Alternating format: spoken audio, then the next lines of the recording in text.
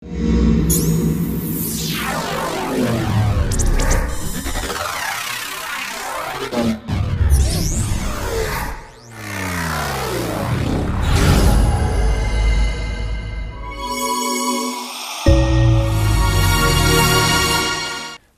დღევანდელი გადაცემა ორიენტირი დაინტერესდა ბიზნესის თემით. დღევანდელ გადაცემას წარუძოვით მე ამიკო და ანუკა. როგორ ფიქრობ ამიკო, რა არის საჭირო იმისთვის, რომ ბიზნესი წარმატებული გამოვიდეს? ჩემი აზრით, იმისთვის, რომ ბიზნესი წარმატებული გამოვიდეს, აუცილებელია პირადი ფინანსები, ბანკის კრედიტი და რა თქმა უნდა, მოხერხებულობა. ჩვენ დღეს შევეცდებით ახლებურად დაგანახოთ, თუ როგორ ფინანსდება იდეა დღეს. ვიდრე ამ თემაზე დავიწყებდეთ საუბარს, მოდით ვნახოთ ჩვენი სტუდენტის სოფი მაკარაძის მიერ მომზადებული სიუჟეტი. ეს არის ის, რაც თითქმის ყველას უნდა, თუმცა ვერ ბედავენ, ეშინიათ ან არ სჯერათ საკუთარი წარმატების. ბიზნესის დაწყება საკმაოდ სარისკო გადაწყვეტილებაა, მაგრამ შესაძლებლობებისა და რისკების სწორი გაანალიზებით შესაძლებელია მიიღოთ შესანიშნავი შედეგი. სანამ საჭირო ფინანსებზე ვისაუბრებთ, აუცილებლად დაგჭირდებათ სწორად შედგენილი ბიზნეს გეგმა. ყველაფრის თეორიულად დამუშავების შემდეგ კი საწყისი ფინანსების მოპოვების გზებს გადავხედოთ. გარდა პირადი ფინანსებისა შესაძლოა ბიზნესის წამოსაწყებად ბანკის ცესხები დაიხმაროთ, თუმცა არსებობს უფრო ხელსაყრელი გზებიც, როგორიცაა სხვადასხვა სახელმწიფო თუ კერძო პროექტები და სტარტაპები. ცნობილია, რომ პროგრამა სტარტაპ მარანი ეხმარება დამწყებ მეწარმეებს ფინანსების მოპოვებაში. იგივე მიზანი აქვს ტექნოპარკს, რომელიც დაგეხმარებათ ბიზნესის წამოწყებისთვის, როგორც ფინანსების, ასევე რესურსების მოპოვებაში და საჭირო შემთხვევაში კონსულტაციებსაც გაგიწევთ. თავი მიზანი არის ის, რომ ადამიანს რო აქვს რაღაც იდეა ინოვაციური, ერთი მხრივ ან იმის გამო რომ არ სჯერა, რომ რაღაცა ქვეყანაში არსებობს ვინმე ამას დაუჯერებს და ხელს შეუწყობს, ან არ სჯერათ ხოლმე ამის და თავს ანებებენ. ან ერთი მხრივ ტექნოპარკის მიზანი არის, რომ ეს კულტურა განავითაროს და ეს ზეთი გარემო შექმნას არა მარტო აქ, ან მთელ ქვეყანაში, რომ ხალხმა მეტად იფიქრონ იდეებზე და რაც თავარი ამ იდეის ბიზნესად გადაქცევაზე. ქვეყანაში მეწარმეობის განვითარებისა და მხარდაჭერის ხელშეწყობას ემსახურება სახელმწიფო პროგრამა აწარმოე საქართველოში. სწორედ ამ პროექტის ერთ-ერთი მონაწილეა 20 წლის ნემო ჯალაღონია, რომელმაც მიღებული გრანტით ხის საჭრელი და გადამამუშავებელი დანადგარები შეიძინა. ნემო ხისგან სხვადასხვა პროდუქციას ამზადებს და მათ ნაწილს ინტერნეტის მეშვეობით ყიდის.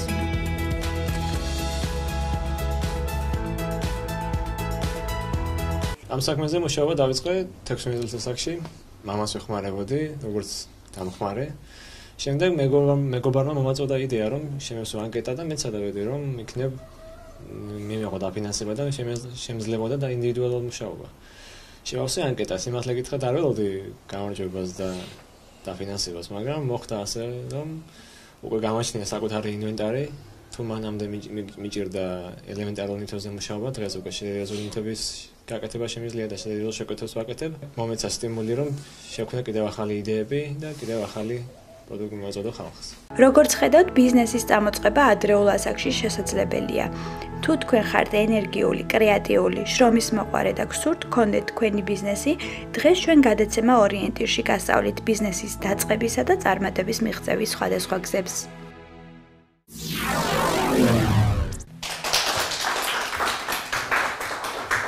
როგორც აღმოჩნდა, ბიზნესის დაწყებისთვის მთავარი არის იდეა, თუმცა ის უნდა გავაღვნიშნოთ, რომ იმისათვის რომ ბიზნესი დავიწყოთ, ამისთვის გვჭირდება რომ ყავდეს კარგი მომსმენი, რომ ჩვენს ბიზნეს იდეას ფრთები შეასხას. დღეს ჩვენ ის ადამიანები შემოგვიერთდებიან, რომლებიც ახალგაზრდებს თავიანთი ინოვატორული იდეების განხორციელებაში ეხმარებიან. ესენი არიან სტარტაპ მარანის წარმომადგენელი ლარისა პატარაია და ინოვაციებისა და ტექნოლოგიების სააგენტოს წარმომადგენელი გიორგი კინწურაშვილი. როგორ არჩევთ იდეებს? მოგესალმებით. ცოტას მოვუყვები სტარტაპ მარანის შესახებ, იმიტომ რომ რეალურად საქართველოში ამ პროგრამას აქვს რაღაცა უნიკალური ისტორიული პირობები, შეიძლება ასე ითქვას.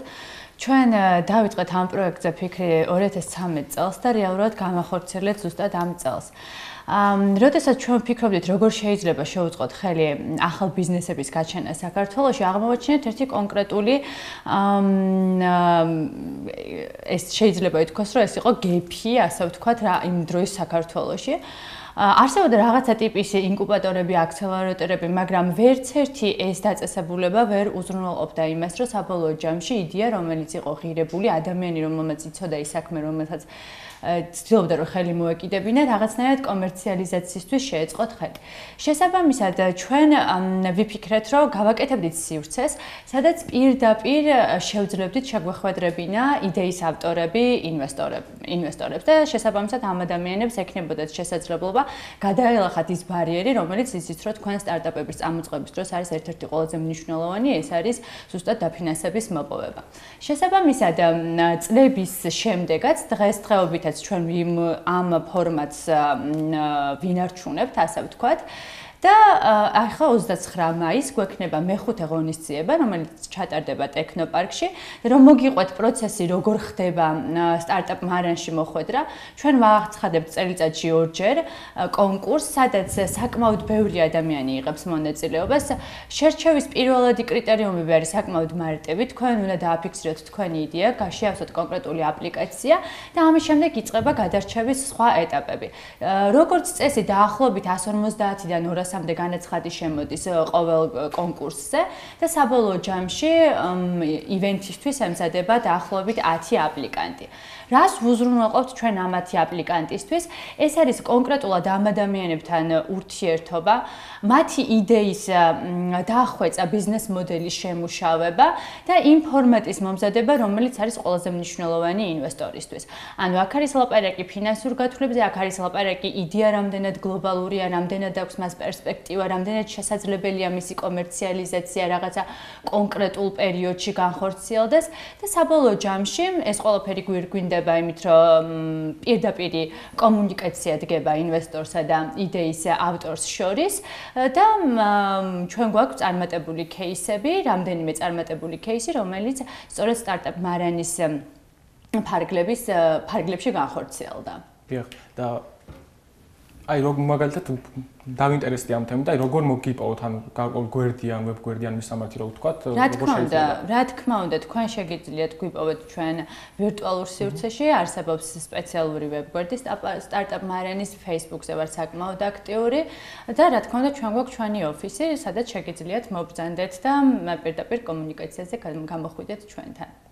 თქვენ შემთხვევაში როგორ ხდება, როგორ არჩევთ ამ იდეებს, ან თქვენს ფორუმებს აცხადებთ თუ როგორი ფორმით ხდება ეს ყველაფერი? ჩვენ შემთხვევაში ტექნოპარკში რამდენიმე მიმართულება არსებობს, როგორც დაფინანსების კუთხით, ისე სხვა ტრეინინგები, ასევე არსებობს ინკუბატორის პროგრამა.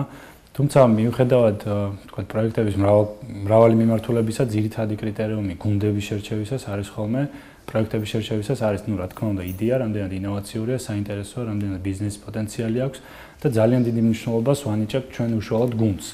რამდენად არის გუნდი მზად იმისთვის, რომ დაუთმოს თავისი დროის დიდი ნაწილი იმას, რომ განავითაროს ეს პროექტი. და რა თქმა უნდა, რამდენად აქვს გუნდს ტექნიკური უნარები იმისთვის, რომ ინოვაცია, მით უმეტეს ინოვაციური ბიზნესის მიმართულება დიდ ძალისხმევას მოითხოვს, ძალიან დიდი რისკები არის. ხშირ შემთხვევაში ბაზარი ცოტა უფრო ამოუცნობი არის, ახალი პროდუქტი არის, დაუტესტავი არის და ამიტომ ვაფასებთ გუნდს რამდენად აქვს ზუსტად ის мотиваცია და სურვილი, რომ მიუხედავად ძალიან ბევრი დაბრკოლებისა გაიტანოს ბოლომდე, ასე ვთქვათ, ეს პროექტი. და როგორ ხდება, ვთქვათ, ეს დაფინანსება? თქვენ ეძებთ ამ იდეებისთვის ფინანსებს თუ თვითონ რაღაცა წინასწარ აქვთ მოფიქრებული, როგორ უნდა დაფინანსდეს მათი იდეა? ინოვაციების და ტექნოლოგიების სააგენტოს რამდენიმე ინსტრუმენტი აქვს დაფინანსების კუთხით. უშუალოდ ინვესტიციასაც შეეხება, ეს არის 1-5,000 ლარის ფარგლებში პროტოტიპირების დონეზე მყოფი, იდეის დონეზე მყოფი გუნდებისთვის არის გრანტები ხელმისაწვდომი წლის განმავლობაში. ანუ პირველი ეტაპისთვის ძალიან ხშირად პროექტებისთვის საჭირო არის სხვადასხვა მოწყობილობების შეძენა, სხვადასხვა მასალების შეძენა, იმისთვის რომ პირველი სატესტო პროტოტიპი შეიქმნას. ასევე მარკეტინგული ხარჯები შესაძლებელია ამ თანხით დაფინანსდეს. ანუ 5,000 ლარის ფარგლებში გუნდებს ვეხმარებით, რომ გადადგან ეს პირველი ნაბიჯები.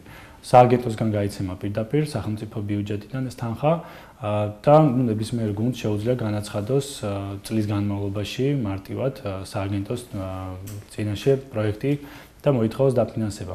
გარდა ამისა, პრემიერმა ახლახან დაანონსა, გამოიყო სახელმწიფოს მიერ 11 მილიონი ლარის ოდენობით ბიუჯეტი სტარტაპების დაფინანსებისათვის. აქ უკვე უფრო დიდ თანხაზეა საუბარი, 15,000-დან 100,000-მდე შეუძლია სტარტაპმა გაწეროს, ასე ვთქვათ, სასურველი ბიუჯეტი და უკვე მიიღოს კონკურსში მონაწილეობა. თუმცა, საკმაოდ რთული არის ეს კონკურსი. სააგენტოს ერთხელ უკვე ჩაუტარებია მსგავსი კონკურსი, სადაც 150 პროექტი მივიღეთ. სფერო არ არის შეზღუდული, როგორც IT, ისე სამეცნიერო მიმართულება ერთიანდება ამ შემთხვევაში და კონკურენცია საკმაოდ დიდია. წინა კონკურსზე დაფინანსდა 17 პროექტი. წელს არ არის ესეთი რაოდენობა შეზღუდული, ბიუჯეტი რამდენი საშუალებასაც მოგცემს, დამოკიდებული არის ეს ყველაფერი გუნდებზე და იდეებზე. დაფინანსების კუთხით, თუმცა ირიბად, ასევე ინკუბატორის პროგრამასაც შევეხებოდი. ამ შემთხვევაში ზუსტად როგორც ახსენეთ, გუნდი გაწერს თავისთვის, საიდან სჭირდება ფინანსების მოძიება და რა თანხა. ინკუბატორის შემთხვევაში სააგენტო ფარავს თანხას თვითონ პროგრამისათვის, ანუ მენეჯმენტის აკადემია, კომპანია Deloitte, სხვა კომპანიები ტექნოპარკის რეზიდენტ ინკუბატორის გუნდ სტარტაპებს ემუშავებიან ზუსტად იმაში, რომ იდეა განავითარონ ბიზნეს გეგმად, ბიზნეს მოდელად და უკვე მათ თავად განავითარონ ეს პროექტი. ანუ ეს თანხები რაღაცა გრანტის სახით არის თუ მე მოგების შემთხვევაში რაღაცა თანხას უკან აბრუნებენ ან თანხები ინკუბატორის შემთხვევაში და 5,000 ლარის ოდენობით გრანტის შემთხვევაში ეს არის გრანტი, ანუ გუნდს არ აქვს არანაირი ვალდებულება სახელმწიფოს მიმართ. რაც შეეხება უკვე უშუალოდ 11 მილიონის ფარგლებში სტარტაპების დაფინანსებას, ეს არ იქნება გრანტი, ეს იქნება ინვესტიცია, თუმცა ნამდვილად ისეთი პირობებით, რომელიც ხელს შეუწყობს სტარტაპს განვითარებაში. ანუ მაქსიმალურად თავისუფალი იქნება სტარტაპი და ეს იქნება მხოლოდ ხელშემწყობი. დეტალები ივნისიდან უკვე გახდება ცნობილი, როდესაც კონკურსი გამოცხადდება უშუალოდ სააგენტოს მიერ. თქვენ როცა კონკურსს აცხადებთ, რამე გვერდი გაქვთ საიდექოთ, ანუ საიდან შეიძლება გაიგოს ნებისმიერ ადამიანს ეს იდეა აქვს, როგორ დაგიკავშირდეთ? ძირითადად ინფორმაცია ვრცელდება სააგენტოს გვერდიდან, ეს არის gita.gov.g და ასევე ტექნოპარკის გვერდიდან techpark.g. გარდა ამისა ძალიან აქტიური Facebook გვერდი გვაქვს ორივე მხრივ, ანუ სააგენტოსთვისაც და ტექნოპარკისთვისაც და გარდა გრანტებისა, ყოველი ეს ღონისძიება, ტრეინინგები, სემინარები, კონკურსები ცხადდება ჩვენი ინტერნეტ საშუალებებით და საინტერესო გვერდებია იმისთვის, რომ მივყვეთ, ასე ვთქვათ. და დღეს ჩვენ გვყავს ადამიანები, რომელთა ბიზნეს იდეა დააფინანსეს და მას შესაძლოა შევეგებოთ. ესენი არიან კომპანია გენიას წარმომადგენელი ნინო ბუაძე და კომპანია ბინოს წარმომადგენელი მარიამ პატარკაციშვილი. როგორ დაგებადათ იდეა? მოგესალმებით პირველ რიგში. ბინოს იდეა დაიბადა იქიდან გამომდინარე, რომ გაჩნდა პრობლემა ინტერნეტ სივრცეში ადამიანს არ შეეძლო შეეძინა სასურველი ღვინო და რაც თავარია შეერჩია აქედან გამომდინარე დაგვებადა იდეა რომ გავაკეთებინა ღვინის ონლაინ მაღაზია რომელიც იქნებოდა პირველი და პრობლემა იყო კიდევ ის რომ რანაირად უნდა დაგვაფინანსებინა ამიტომ ჩვენ გავიგეთ სტარტაპ მარანის შესახებ რომელიც არის ორგანიზაცია ეს ორგანიზაცია ახვედრებს ერთმანეთს იდეის ავტორებს და ინვესტორებს აქ წარმოდგენილი იყო 150 იდეა და აქედან გავედით 10 საუკეთესოში. თქვენ შემთხვევაში როგორ დაგებადათ იდეა? პირველ რიგში მოგესალმებით, მადლობა მოწვევისთვის. ჩვენ შემთხვევაში ცოტა ვრცელი ისტორია, მაგრამ ეს თელი მოკლედ მოყვა. ბლოკნოტებს რაც შეეხება, ეს ჩვენ კიდევ ვიღებ სათავეს, წელთაღრიცხვის არა, მაგრამ ამ წელთაღრიცხვის ჩემ ბავშვობაში, როდესაც მე ხელით ვკერავდი ბლოკნოტებს, მაშინ ლაზერული მჭრელის არსებობის შესახებ არ ვიცოდი ნამდვილად. თუმცა, როდესაც წარმომადგენელი გვერდით მიზეს ინოვაციების და ტექნოლოგიების სააგენტოს მიერ ორგანიზებულ ორთვიან ტრეინინგ კურსში ინოვაციების და ინიციატივების მართვა მივიღეთ მონაწილეობა. მაშინ ძალიან სპონტანურად ტრეინინგ კურსის ბოლოს დავიყავეთ ჯგუფებად.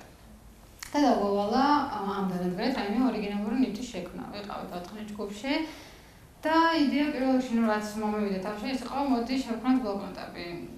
ჯგუფის წევრებიც ძალიან გამიმართლა და დამეთანხმდნენ მაგაზე, რატომაც არა. ვცადეთ და გამოვიდა საკმაოდ წარმატებული. ალბათ შემდეგ ისტორიას შემდეგ განვაცობთ. იდეა რამდენად ანუ თავიდან როცა იდეა დაგებოდათ, რამდენად გჯეროდათ წარმატების, რომ თქვათ გაამართლებდა თქვენი იდეა? ძალიან საინტერესო კითხვა. ჯეროდა თანაც 1% დარწმუნებული ვიყავი, შეიძლება ითქვას, იმიტომ რომ ზოგადად მე თვითონაც და ჩემს ირგვლივაც ძალიან ბევრი ადამიანია, რომელსაც ბლოკნოტი ძალიან უყვარს, იმიტომ რომ შემოვიდა ძალიან ბევრი ნივთი, მათ შორის iPad და ასე შემდეგ პლანშეტები ბევრი რამ, თუმცა ბლოკადის ჩანაცვლება არ ხდება და ალბათ ცოტა ხანი მეც მოხდება, სანამ რობოტიზაციის ბოლო წერტილამდე არ მივალთ. ამიტომ ვიცოდი, რომ ეს წარმატებული პროექტი იქნება. თქვენ შემთხვევაში როგორ იყო? ჩვენც რა თქმა უნდა გვჩეროდა წარმატების, იქიდან გამომდინარე, რომ სტარტაპ მარანზე გავიმარჯვეთ ერთ-ერთი კომპანია Start Business Solution-ი გახდა ჩვენი არა მხოლოდ ინვესტორი, არამედ პარტნიორი და დიდი მადლობა ამისთვის. და ამან უფრო მეტად ჩვენ мотивация შეგვმატა, რომ ეს ამ პროექტზე ძალიან ბევრი გვემუშავა. Start Business Solution-ი დაგვეხმარა ბიზნეს გეგმის ასე ვთქვათ, ჩამოყალიბებაში, რაც გულისხმობს, რომ ბინო მომხმარებელს შესთავაზოს ძალიან დიდი და ფართო ასორტიმენტი, ყველაზე სწრაფად და რაც თავარია იაფად. და აქედან გამომდინარე, ჩვენ უკვე ვართ, ასე ვთქვათ, მივიწევთ წინ, ფიქრობთ, რომ იქნებით წარმატებულები, იქიდან გამომდინარე, ჯერ ცოტა ხანია ეს პროექტი ჩაეშვა. რეალიზაციაში ძალიან დიდი დაინტერესება მოყვა, როგორც მეღვინეების მხრიდან, ასევე ინვესტორების მხრიდან და აღსანიშნავია ის ფაქტი, რომ Start Business Solution-ი არ არის მხოლოდ ერთ-ერთი ინვესტორი, ანუ დაინტერესებული პირი. კიდევ ამის გარდა ყავს 4 ინვესტორი, რომელიც უკვე ფიქრობს, რომ ამ პროექტში ჩადოს თანხები და გახდნენ ჩვენი პარტნიორები. ანუ სამომავლოდ რა გიგებთ გაფართოების სამომავლოდ გეგმავთ, რომ ბინო გავიტანოთ არა მხოლოდ თბილისის ფარგლებში, არამედ მთელ საქართველოში, რის შემდეგაც გვინდა რომ გლობალურ ბაზარზე გავიდეთ, შემოვიტანოთ ჩვენთან როგორც სხვა ქვეყნის ღვინოები, ასევე ჩვენ გავიტანოთ სხვა ქვეყნებში ქართული ღვინო. შეიძლება რა დავამატა? მოკლედ ძალიან საინტერესო პრეცედენტი იყო ზოგადად ბინოს შექმნა ქართულ სივრცეში და ჩვენ როდესაც არჩევანს ვაკეთებდით, ზუსტად აი ამაზე გავაკეთეთ არჩევანი, რომ რა არიცით, ლოკალურად საქართველოს არის ძალიან საინტერესო ბაზარი. შესაბამისად, როდესაც ინვესტორის თვალსაზრისით უყურებ რა პერსპექტივები აქვს კონკრეტულ ბიზნესს, შენ პირველ რიგში აფასებ გლობალურად რამდენად შეიძლება რომ ეს ბიზნესი გაიშალოს, ხო?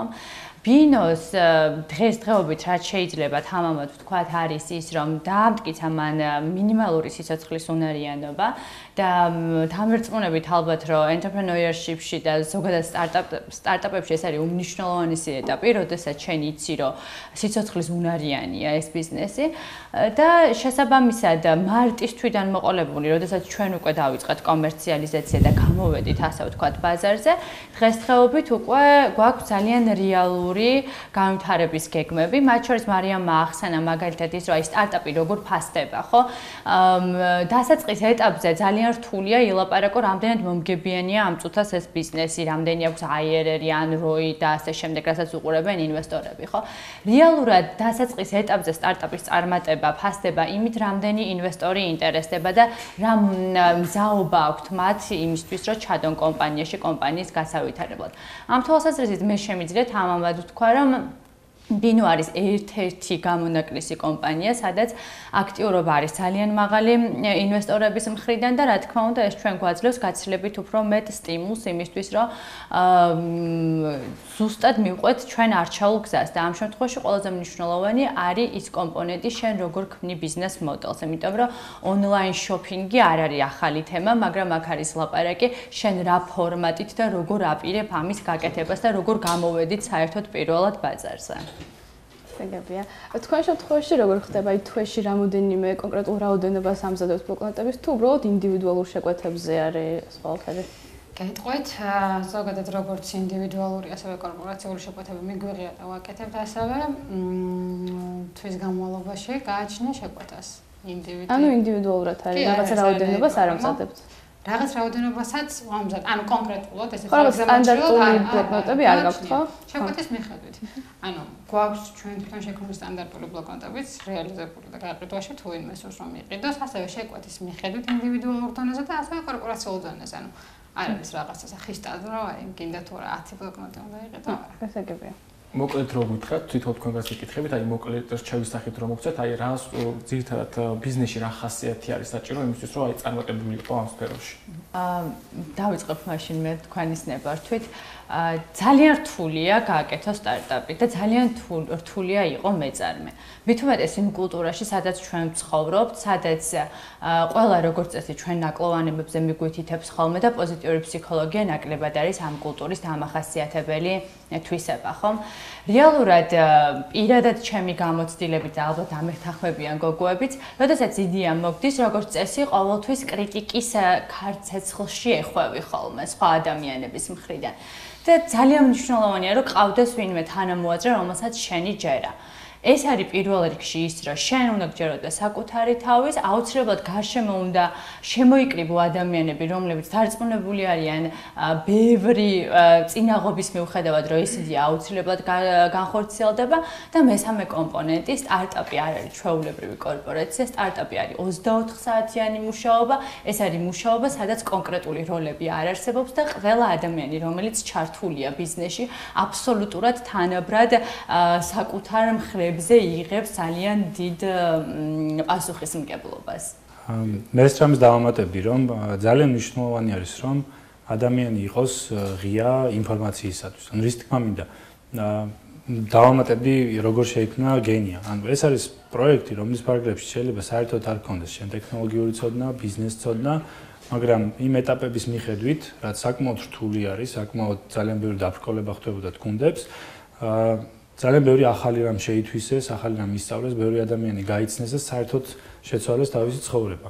გენიას დამფუძნებლები საერთოდ მე მგონი ბიზნესის ფაკულტეტის სტუდენტები არ არიან. ანუ პოლიტოლოგიის სტუდენტები არიან და ნუ დაზგადანადგარებთან და ლაზერულ მწვრთნელთან მუშაობის გამოცდილება რამდენად გქონდათ ვერ გეტყვით. ანუ ისევ ეს პროექტი ესეთი არის, რომ ჯერ სწავლობ როგორ მუშაობს ეს ტექნიკა.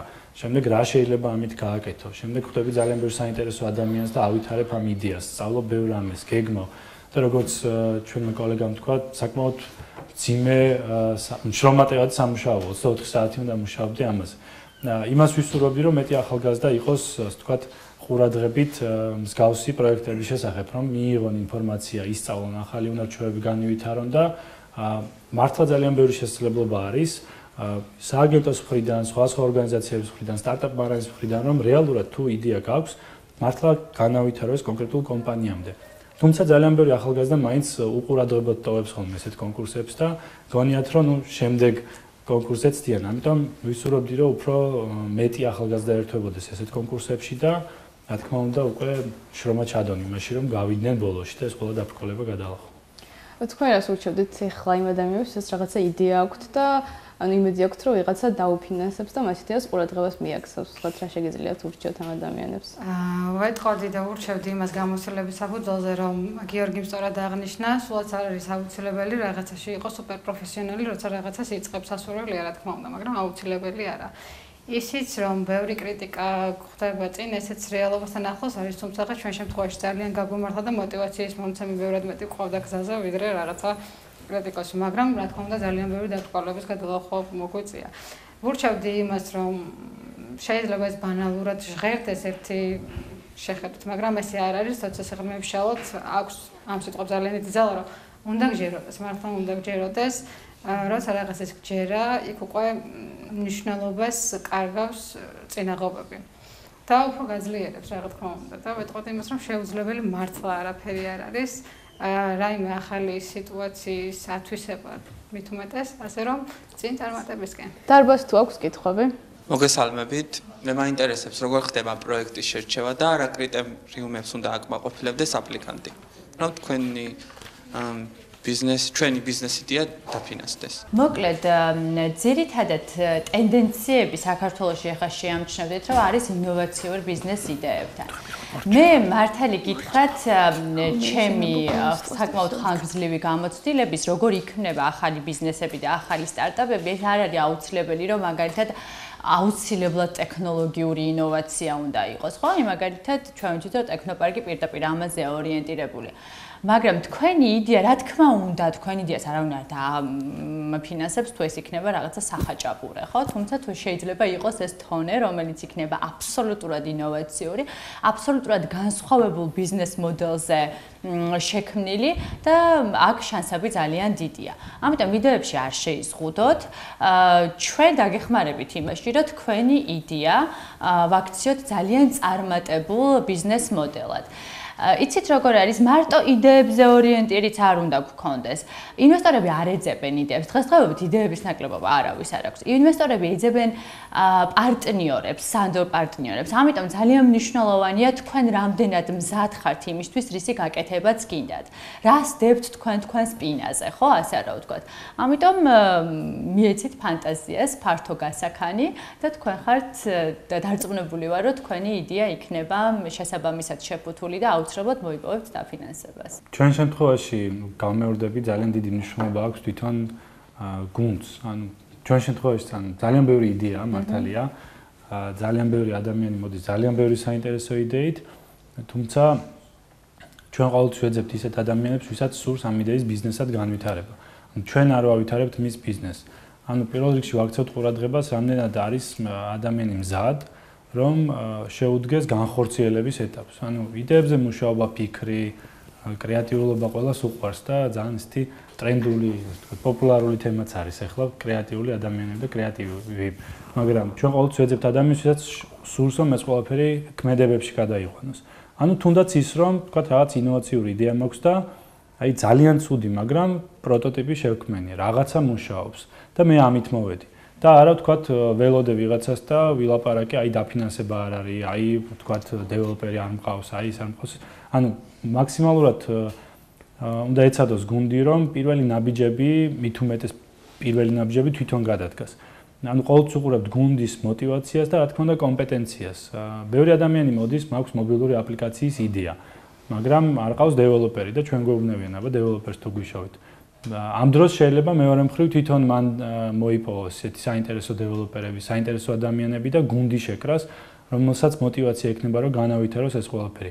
საბოლოო ჯამში სტარტაპი და ბიზნესი ისევ ამ ადამიანის არის, ხომ? ანუ ძალიან დიდი მნიშვნელობა აქვს мотиваციას, რამდენად აქვთ უნარები იმის, რომ განვითარდნენ, არ ვამბობ ცოდნას, იმიტომ რომ შეიძლება ადამიანმა კარგად არ იცოდეს თქვა კოდის წერა, მაგრამ იცოდეს იმდენი რომ და ისეთი მონდომება ქონდეს რომ ჩვენ დავიჯეროთ, რომ ის მოინდომებს განვითარდება თვითონ ისწავლის და ამ ეტაპზე სჭირდება ხელშეწყობა. და კიდევ მესამე, სფეროდან გამომდინარე, ისევ ინოვაციების, ტექნოლოგიების, განსაკუთრებით IT-ის, საინფორმაციო ტექნოლოგიების სფერო იძლევა საშუალებას, რომ გლობალურ ბაზარზე გახვიდე და ჩვენი მიზანიც ეს არის ზუსტად, რომ ეს არის სფერო, სადაც ძალიან დაბალი დანახარჯებით ქმნი პროდუქტს, რომელსაც ძალიან დიდი შემოსავლები მოაქვს მსოფლიო ბაზრებიდან. ანუ რა თქმა უნდა, უყურებთ ისეთ პროექტებს, რომელსაც რატომაც არა რომ გაყიდო ამერიკაში, აზიაში, სხვა ქვეყნებს დაუმიზნო, ხო?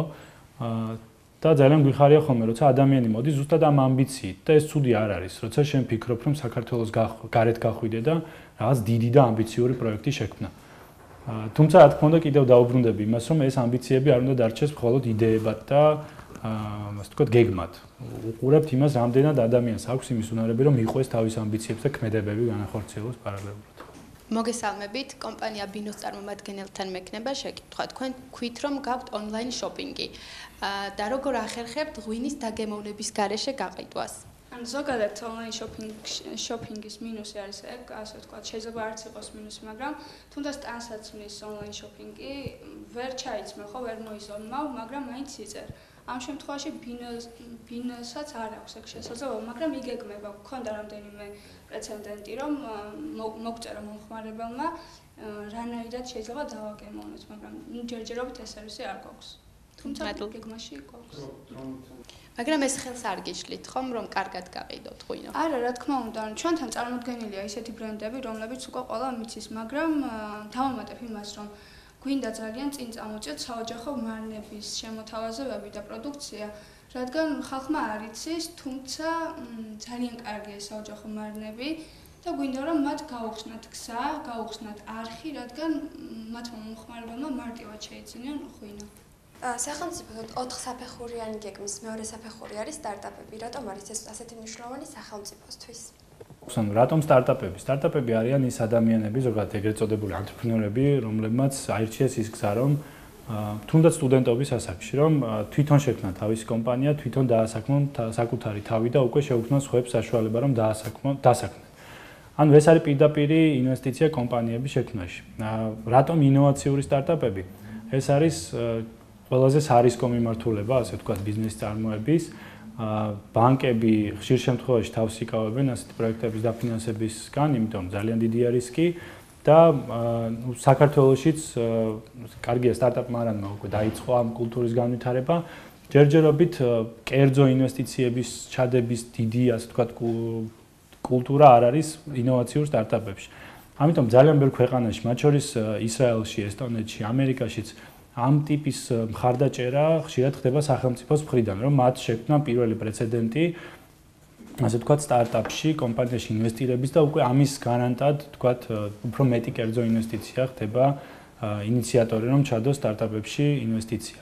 და პლუს სტარტაპში დავამატებთ ეს რამის, რომ ინოვაციური და ტექნოლოგიური სტარტაპები შეიძლება, ვთქვათ, 10 სტარტაპიდან ერთმა გაამართლოს, მაგრამ იმ ერთმა შეძლოს იმდენი მოგების და, ვთქვათ, ბრუნვის შექმნა, რომ იმ 9 ჩავარდნილ ბიზნესს გადააჭარბოს. ამიტომ დიდია რისკი და ამ შემთხვევაში სახელმწიფო იღებს ამ რისკს იმისთვის, რომ ვთქვათ, დასაბუთდეს ეს ყველაფერი, რომ სტარტაპები არის ის მიმართულება, სადაც საჭირო არის, რომ ჩაიდოს მეტი თანხა და მეტი ხელშეწყობა იყოს კერძო სექტორის მხრიდან. ძალიან მნიშვნელოვანია სახელმწიფო როგორ ხედავს ქვეყნის განვითარების და ქვეყნის კონკურენტუნარიანობას ზოგადად, ხო? ჩვენ რო ვლაპარაკობთ, რომ ჩვენ გვინდა ეკონომიკური ზრდა გვქონდეს, რა შეიძლება ამისთვის სახელმწიფომ გააკეთოს? სახელმწიფო თავისთავად ვერაფერს ვერ გააკეთებს, იმიტომ რომ კარგი მაკროეკონომიკური მაჩვენებლები გვქონდეს, ხო? ეს გზა გადის ბიზნესზე. შესაბამისად, ის რომ ჩვენ შევქმნათ სახელმწიფომ ამ შემთხვევაში შექმნას გარემო, მოამზადოს პლატფორმა ბიზნესისთვის, ერთია ჩვენ ხელს როგორ უწყობთ მაგალითად მსხვილ ბიზნესს, მაგრამ მეორეა კონკრეტულად ის მიმართულება, რაზეც გიორგი ლაპარაკობდა, ეს არის სტარტაპები, ეს არის დამწყები ბიზნესები, სადაც როგორც წესი რისკი არის ძალიან მაღალი და სადაც რისკი არის ძალიან მაღალი, იქ პირდაპირ უცხოური ინვესტიციები და ზოგადად ინვესტიციები როგორც წესი ჭირს, ხო? ამ შემთხვევაში სახელმწიფოსთვის, როდესაც გახდა პრიორიტეტი სტარტაპების დაფინანსება, სტარტაპების ხელშეწყობა, ჩვენ გრძელვადიან პერიოდის მერე მივიღებთ ძალიან კარგ სურათს, ხო და ეს დაემჩნევა თვითონ ადამიანებსაც. დაახლოებით 5 წლის წინ მე რო შევდიოდი აუდიტორიაში და ახალგაზრდებს ვეკითხებოდი ბიზნეს ადმინისტრირების სტუდენტებზე მაგ ლაპარაკი, რომ რა არის თქვენი ოცნების სამსახური, ისინი მეუბნებოდნენ, რომ მე მინდა ვიმუშაო ბანკში. დღეს შეიცვალა სიტუაცია, დღეს საკმაოდ პოპულარული გახდა ის, რომ შენ შექმნა შენი ბიზნესი და მე ვიტოვებ იმედს, რომ აი სახელმწიფოს ხელშეწყობით საბოლოო ჯამში დაახლოებით ჩვენ 5-6 წლის ვადაში გვექნება ძალიან ბევრი სტარტაპი და უკვე წარმატებული სტარტაპები და შესაბამისად ეს არის გარანტი იმის, რომ ჩვენი ეკონომიკური ზრდა მოხდება საბოლოო ჯამში. ამ პროექტებში მონაწილეობის მიღება მხოლოდ ახალგაზრდებს შეუძლიათ, თუ ასე კი არ არის შეზღუდული, ანუ უფროსთაობას შეუძლია? რა თქმა უნდა, ასე კი არ არის შეზღუდული. ხა ჩვენ რო აქცენტს ვაკეთებთ ახალგაზრდებზე, აქ არის რისკის მიმართ დამოკიდებულება. როცა ხარ ახალგაზრდა, ხარ გაცილებით უფრო რისკიანი ადამიანი და გგონია რომ ყველაფერი წინ გაქვს. თორე ჩვენ პროექტებში მონაწილეობას იღებს აბსოლუტურად ყველა ასაკობრივი ჭრილი რო განვიხილოთ, ყველა ტიპის ადამიანი და შესაბამისად პირიქით ეს არის ძალიან დიდი სტიმული, როდესაც მოდის შენთან დაახლოებით 50-60 წელს გადაცილებული ადამიანი, რომელსაც უნდა გააკეთოს სტარტაპი და რომელსაც უნდა თავიდან დაიწყოს ეს ყველაფერი. ამიტომ ჩვენ არანაირ შეზღუდვას არ ვაწესებთ, ზოგადად არც ერთი მიმართულებით არანაირი დისკრიმინაციული პოლიტიკა არ გვაქვს. ეს შეეხება სქესს, ასაკს, ეთნიკურ წარმომადგენლობას, რელიგიურს თუ ასე შემდეგ. მე მაინტერესებს შემდეგი შესარჩევი ტური, როდის გაქვთ, ანუ ახლა ვინც უყურა გადაცემას და დააინტერესა და უნდა რომ განაცხადი შემოიტანოს თქვენთან, ან თქვენთან, აი როდის შეუძლია რომ გააკეთოს ეს, როდის იწყება მე? ძალიან ბევრი კონკურსი არის, ძალიან ბევრი მიმართულება, აქცენტს გავაკეთებ, რადგან გენია ყავს სტუდიაში. აქაც ასე ვთქვათ, ეს პროექტი სტარტაპულად ვითარდება, თავიდან დაიწყო უფრო პატარა მასშტაბში, სატესტო, ასე ვთქვათ, რეჟიმში. შემდეგ განვითარდა, ჩაერთო ბევრი ტრენერი, ბევრი ლაბორატორია. ეხლა კიდე გადადის ახალ ეტაპზე, უკვე დაიწყე ბიზნესი ფაბლაბთან ერთად ასე ერქვა პროექტს, რომელიც ხდება სახელმწიფო პროგრამის აწარმოები საქართველოში ნაწილი და მას ერქმევა შექმენი საქართველოში. ამ შემთხვევაში უკვე რეგიონები ერთვებიან, სამრეწველო ინოვაციების ლაბორატორია FabLab, რომლის გარშემოც ეს პროექტი ტრიალებს, არის 7 უკვე საქართველოში, მათ შორის 2, ერთი ქუთაისში, ერთი ბათუმში და უკვე დიდ მასშტაბებზე გადის ეს პროექტი, ასე ვთქვათ. ივნისიდან გამოცხადდება ახალი მიღება, ძალიან საინტერესო კომპონენტები ემატება და მართლაც რომ мотиваციის მქონე ადამიანებს ექნება ძალიან ბევრი საშუალება რომ პირველ რიგში გაიცნონ რა რესურსები არსებობს გარშემო და რა იდეები შეიძლება განავითარონ. ბიზნეს ინკუბატორის შემთხვევაში ამ ეტაპზე ყავს 20 გუნდი, ზუსტად წინა კვირაში დასრულდა შერჩევა პირველი მეორე ნაკადის გუნდების, სავარაუდოდ ინკუბატორშიც ივნისიდან გამოცხადდება ახალი მიღება. დაფინანსების კუთხით, როგორც ვახსენეთ, ივნისიდან გამოცხადდება ეს კონკურსიც, თუმცა მიმდინარე კონკურსი არის 5000 ლარის პარაგლებში საგრანტო კონკურსი და რაც მთავარი არის ახსენა ბინოს წარმომადგენელმა, რომ ძალიან მნიშვნელოვანი არის როგორ ადამიანებთან მუშაობ. სააგენტომ შექმნა mentor-თა ქსელიც, რომელიც ჩვენ საიტზე არის ხელმისაწვდომი ინფორმაცია, ვინ არიან mentor-თა ქსელში გაწევრიანებული, ძალიან ბევრი საინტერესო ადამიანი, წარმატებული ადამიანი არის მზად რომ სტარტაპს მიეხმაროს საკუთარი ცოდნის გაზიარებით. ან თქვენ თუ გაქვთ იდეა, შესაბამის mentor-თან შეგიძლიათ დაკავშირება და მათთან ერთად უკვე ამ პირველი ნაბიჯების დაგეგმა. ესეც მიმდინარე არის ნებისმიერ დროს შეგიძლიათ ჩვენ საიტზე Kitago.gy-ზე ნახოთ mentor-ები და უკვე გააკეთოთ განაცხადი ვინ გაინტერესებთ. გარდა ამისა ძალიან ბევრი სემინარი არის, ტრეინინგები, რომელიც ყველაფერი ტექნოპარკის გვერდზე იდება და მუდმივად ასე ვთქვათ, ცოცხალ რეჟიმში ვარ. მე ხშირ შემთხვევაში არის გუნდზე აქცენტი. ინკუბატორის დაფინანსების მიმართულებით, ნებისმიერი კონკურსის მიმართულებით მინიმუმ 2 ადამიანი უნდა იყოს გუნდში. ყოფილა შემთხვევა რომ ჩვენ გუნდი გავრიცხეთ ზუსტად იმიტომ რომ 1 ადამიანი დარჩა.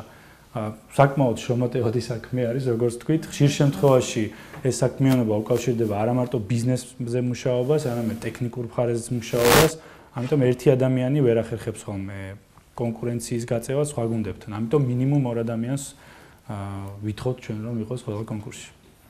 მეც კი პასუხებთ. მე გითხარით გადაცემის დასაწყისში, რომ ჩვენ მაისის ბოლოს გვაქვს მეხუთე ღონისძიება სტარტაპ მარანის. ივნისში უკვე გამოცხადება მე-6 კონკურსი, ასე ვთქვათ, რომელიც დაახლოებით თვენახევრის განმავლობაში იქნება აპლიკაციების მიღება და ამის შემდეგ ჩვენ 3-4 თვიან პერიოდს ვიღებთ, როდესაც კონკრეტულად ხდება გადარჩევა, კონკრეტულად შერჩევა აპლიკანტების და მათთან მუშაობა იმისთვის, რომ მოვამზადოთ ისინი შემდგომი ღონისძიებებისთვის. ხა მომზადება ამ შემთხვევაში გიორგის თქმის არ იყოს, არ არის მხოლოდ ის, რომ მაგალითად ჩვენ რაღაცას კონკრეტულად ვფუთავთ იმისთვის, რომ ინვესტორს წარუდგინოთ, ხო? რეალურად აქ არის ლაპარაკი იმაზე, რომ სიდის ეტაპზე თავიდან ბოლომდე მუშავდება ეს ბიზნესი. ბიზნეს მოდელზეა საუბარია იმაზე, რომ ფინანსური გათვლები გქონდეს თავიდან ბოლომდე და რაც შეეხება იმას, უნდა იყოს ეს გუნდი აუცილებლად თუ ერთი ადამიანი შეიძლება ზოგადად ისევ გამეორდები, რომ დისკრიმინაცია ძალიან შორს არის და ამ შემთხვევაში, როდესაც ერთ ადამიანს ბლოკავ ნიშნავს იმას, რომ ინდივიდუალიზმს სათანადო ყურადღებას არ აქცევ. ჩვენ აქცენტი გვაქვს გუნდებზე, მაგრამ თუ ეს არის ერთი ადამიანი და ეს ამ ადამიანში არის ამხელა პოტენციალი, როგორც წესი ჩვენ ვცდილობთ ხოლმე, რომ ამ ადამიანს რაღაცნაირად კონკრეტული გუნდის წევრების ხატი შევაქმნევინოთ. თავად ეძებს ეს ადამიანი ამ გუნდის წევრებს, ან არის სივრცეები, იგივე მაგალითად აი ტექნოპარკის სივრცე ზუსტად მაგისთვის შეიძლება გამოიყენო, რომ შენ შეიძლება კონკრეტულად ერთი იდეა გქონდეს, გუნდის წევრები არ ყავდეს, მაგრამ ძალიან ბევრი სხვადასხვა ტიპის ღონისძიება იმართება, სადაც შენ შეიძლება შენი პარტნიორი იპოვო. ამიტომ მნიშვნელოვანია, რომ თქვენ თუ გეგმავთ იმას, რომ თქვენი სტარტაპი გქონდეთ, შეიძლება ამ წუთას არ ყავდეთ თქვენ პარტნიორი, მაგრამ ძალიან აქტიურად ჩაერთოთ სხვადასხვა პროცესში, იმიტომ რომ ეს არის სივრცე სადაც ზუსტად თქვენაირი ადამიანები მოდიან, მოგეხმარებიან კონკრეტულად ამ იდეის დახვეწაში და საბოლოო ჯამში თქვენ როგორც წესი ძალიან წარმატებული გუნდის შეკრაში დაგეხმარება ზუსტად აი ეს სივრცე. ლაპარაკია როგორც სტარტაპ მარანზე, ასევე სახელმწიფოს სხვადასხვა ტიპის პროექტებზე და ჩემი რჩევა იქნება ის, რომ გააქტიურდეთ რაც შეიძლება მეტ ასეთ სივრცეში გამოჩდით და იყავით ღია ახალი ადამიანებისთვის, რომ თქვენი იდეა მათ გაუზიაროთ და ისინი გახნათ თქვენი პარტნიორები, თორე შეიძლება სახში ნამდვილად არ ვერ იპოვო პარტნიორი. სტარტაპ მარანიც და ტექნოპარკიც ორივე აფინანსებს სტარტაპებს. აი განსხვავება მაინტერესებს, რა იდეის მქონე ჯგუფებმა უნდა მიმართონ თქვათ ტექნოპარკს და რა იდეის მქონე ჯგუფებმა სტარტაპ მარანს. ანუ რაიმე განსხვავება არის თუ ანუ ნებისმიერ იდეას თუ შეიძლება მიდავიწყო. არასწორად არ უნდა გავიგოთ ეს ყველაფერი. ეს ორი პროგრამა არ არის ერთმანეთის კონკურენტი. ეს არის ერთმანეთის შემავსებელი. თუ ტექნოპარკის შემთხვევაში არის დაფინანსება ერთ-ერთი კომპონენტი, ის ყველა შემთხვევაში ეხმარება გუნდს, რომ სტარტაპ მარანთან გააგრძელოს ურთიერთობა. მაგალითად, 5000 შემთხვევაში შეიძლება ეს თანხა გამოიყენო შენ პირველი პროტოტიპის შექმნისათვის, იმისთვის რომ დატესტო, რამდენად მუშაობს შენი იდეა და შემდეგ უკვე მიმართო სტარტაპ მარანს უკვე უფრო მეტად თავდაჯერებულმა, რომ კონკრეტული პროექტი აჩვენო და ანალოგიურად სტარტაპ მარანიდან შესაძლებელია გუნდმა გააკეთოს განაცხადი უკვე თქვათ უფრო დიდი დაფინანსებისთვის ან სხვა პროექტებს ჩაერთოს, მათ შორის ინკუბატორში, ისევ ვახსენეთ ძალიან ბევრი ღონისძიება, სადაც პარტნიორების გაცნობა არის შესაძლებელი. არ უნდა შეიქმნოს ქვეყანაში არასწორი მიდგომა, რომ ვართ ერთმანეთის კონკურენტები. ისევ იმას დავუბრუნდები, რომ ბაზარი არის გლობალური და ძალიან ბევრი შესაძლებლობა არის. თავარია სწორად გამოიყენო ეს ყველა რესურსი, რომ საერთო გზაზე, ასე ვთქვათ, სხვა ეტაპებზე გამოიყენო ეს ყველა. დავამატებ მე გიორგის მოსაზრებას. ჩვენ უფრო ვართ პარტნიორები ვიდრე კონკურენტები და საერთოდ ეს არის სივრცე, თქვენ იცით, რომ სტარტაპ მარანი არის ჩვეულებრივი სოციალური პასუხისმგებლობის პროექტი, ხო? ეს არის ჩვენი რაღაცა კომერციული მიმართულება. შესაბამისად, ჩვენ აქტიურად ვიყენებთ ერთმანეთის რესურსებს, იმიტომ რომ ყველას გვაქვს ერთი და იგივე მისია და ერთი და იგივე მიზანი, ეს არის ახალი ბიზნესების ხელშეწყობა, ხო? ამ შემთხვევაში ეხა ჩვენ სტარტაპ მარანის წარსულ გამოცდილებას რო შევხედოთ, როგორც წესი სტარტაპ მარანზე ისეთ როგორი პროექტები გამოდიოდა, აი სხვადასხვა ინკუბატორებში უკვე გამოვლილი, უკვე დახვეწილი, იმიტომ რომ ეს არის სივრცე, სადაც პირდაპირ ხვდები შენ ინვესტორს, ხო? იმიტომ რომ ინვესტორს შეხვდა საკმაოდ ბევრი ეტაპი უნდა გაიარო, იმიტომ რომ ყველაზე მცირე ფსიქოლოგიური მზაობა უნდა გქონდეს იმისთვის, რომ პირდაპირ დაუჯდე ინვესტორს და აბსოლუტურად მზად უნდა იყო ნებისმიერი მისი შემოთავაზებისთვის, მისი კითხვისთვის და ასე შემდეგ, ხო? შესაბამისად, ჩვენი როლებიც, ხო, დაუშვათ ტექნოპარკის სტარტაპ მარანის, ხშირ შემთხვევაში შეიძლება იყოს blended, ესე ითქმება და ნუ ყველაზე მნიშვნელოვანი აქ არის ის, რომ მე ზუსტად ვიცი, რომ სტარტაპ მარანი ცალკე ვერანაირ წარმატებას ვერ მიაღწევს, თუ ამის სახელმწიფო ხელშეწყობა არ იქნა და ზუსტად ესევე არის სახელმწიფოც, ხო? მარტო სახელმწიფო ვერაფრით ვერ უზრუნველყოფს იმას, რომ პლატფორმა ისეთ დონეზე მოამზადოს, რომ სტარტაპმა უკვე scale-up-ი გააკეთოს და კომერციალიზაციის ძალიან სერიოზულ ნაბიჯზე გადავიდეს. ჩვენის მხრივ ვართ ადამიანები, გუნდი, რომელსაც აქვს ძალიან კარგი და დიდი ბიზნეს გამოცდილება და შესაბამისად ამ გამოცდილების გაზიარებას უზრუნველყოფთ და ტექნოპარკი თავის მხრივ ამზადებს პლატფორმას იმისთვის, რომ წამოიწყოს ქვეყანაში გააჩნდეს ბევრი ახალი ბიზნესი. იმედია ჩვენი გადაცემით ძალიან საინტერესო ინფორმაცია და რჩევები მიიღეთ. დღევანდელი გადაცემა ამით დასრულებულია. მე მინდა დიდი მადლობა გადაუხადო ჩვენს სტუმრებს მობრძანებისთვის და ცოცხალ აუდიტორიას. ნახვამდის.